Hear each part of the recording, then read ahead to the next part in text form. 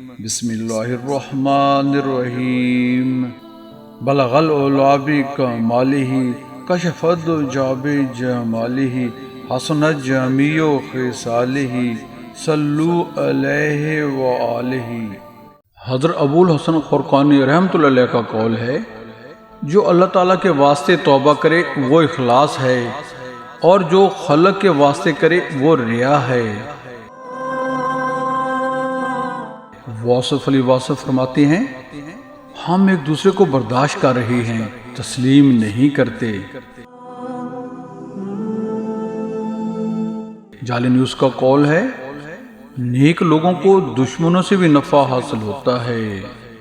اللہ اکبر۔ حضرت بایزید بسطامی رحمۃ اللہ علیہ کا قول ہے، جیسا تم اللہ کو کل کے لیے چاہتے ہو تم آج اس کے لیے ویسے بن جاؤ۔ حکیم اقلیدس کا قول ہے، جو شخص علم رکھے اور اس پر عمل نہ کرے وہ ایک بیمار ہے جس کے پاس دوا تو ہے مگر علاج نہیں کرتا۔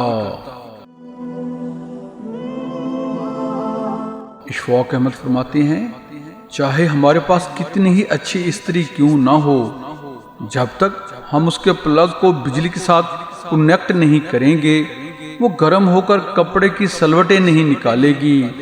اسی طرح جب تک ہم اللہ تعالیٰ کی ذات سے تعلق استوار نہیں کریں گے زندگی کی سلوٹیں کبھی نہیں دور ہوں گی۔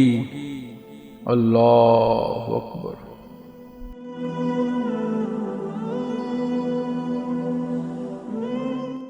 واصف علی واصف فرماتے ہیں، ہر حادثہ ضروری نہیں کہ رونما ہونے سے پہلے خوف پیدا کرے، اور ہر خوف ضروری نہیں کہ کسی حادثہ پر ہی ختم ہو۔ اللہ اکبر۔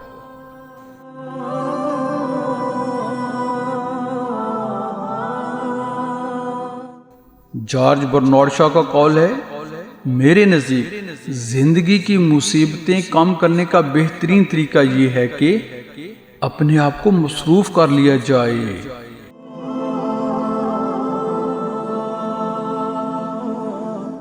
حضرت شیخ عبد القادر جیلانی رحمۃ اللہ علیہ کا قول ہے، جس نے مخلوق سے مانگا وہ خالق کے دروازے سے اندھا ہے۔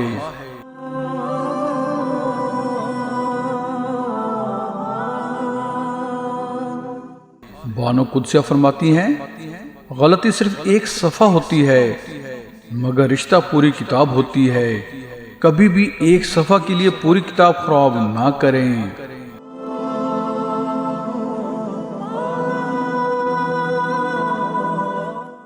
گھر رحمت خانہ۔ اشفاق احمد صاحب لکھتے ہیں، ہمارے بابا جی کا حکم تھا کہ اپنے گھر کے لیے غریب خانہ کا لفظ کبھی استعمال نہ کیا کرو۔ یہ بڑی قوم مخلی کی بات ہے کہ آپ اپنے گھر کو غریب خانہ کہیں۔ جس گھر میں اللہ کی رحمتیں ہیں، برکتیں ہیں، اولاد ہے، رزق ہے، روشنی ہے، چھت ہے، وہ تو رحمت خانہ ہے۔ اللہ اکبر۔ Please just a minute. Please subscribe my YouTube channel Islam TV by Wahi Ji and comment, like and share our videos in your friends. Thanks for this kind favor.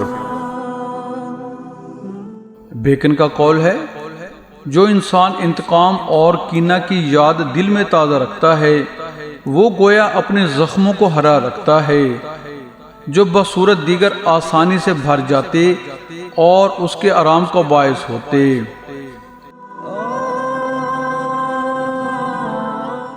دعا ہے اللہ تعالیٰ ہمیں آج کی ان قیمتی اقوال زرعی کو سمجھنے اور ان پر عمل پیرا ہونے کی توفیق نصیب فرمائے۔